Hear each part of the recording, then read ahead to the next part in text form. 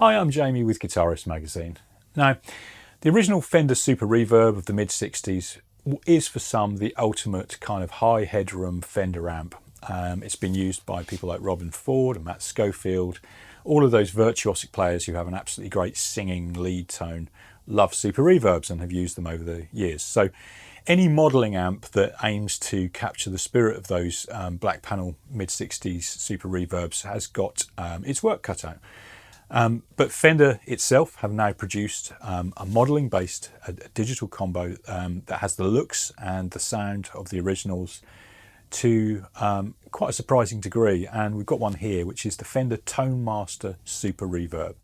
The things that are similar to the original are obviously the layout of the amp, its looks. It's got 4 Jensen P10R Alnico speakers inside it, so that glorious nice big spread of sound you used to get from Super Reverbs still here. What is different is that it's got a 200 watt Class D power amp emulating 45 watts.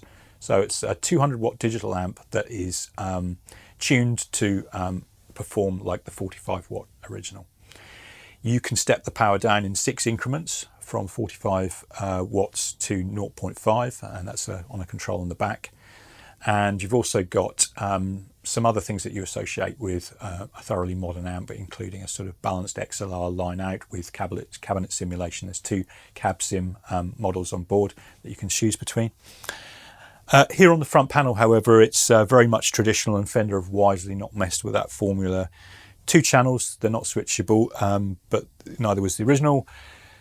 You've got high and low gain inputs on both and a bright switch on both, which the bright switch does exactly as you'd imagine. It just sort of adds a bit of extra top and sparkle to the tone if you want that.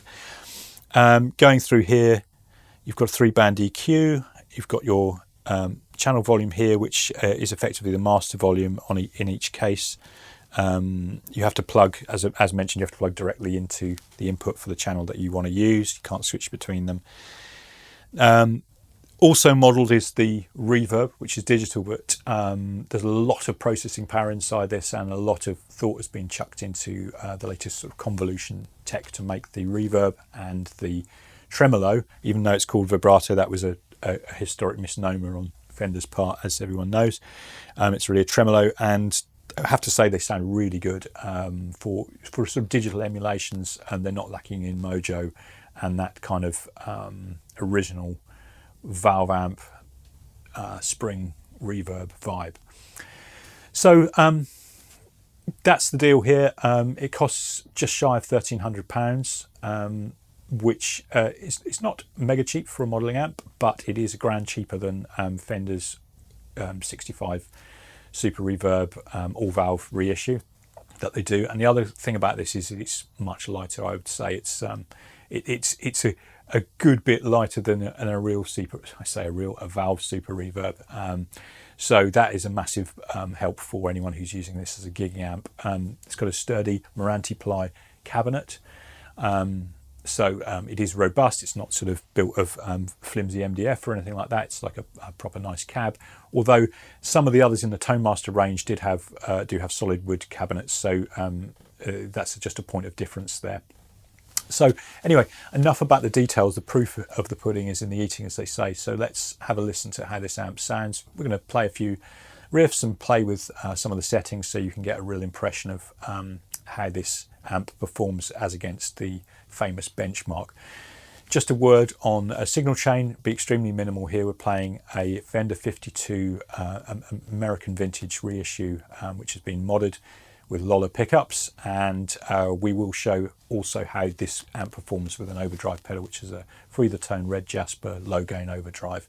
Not everything else will be coming from the amp itself. Anyway, enjoy the amp, and see you next time.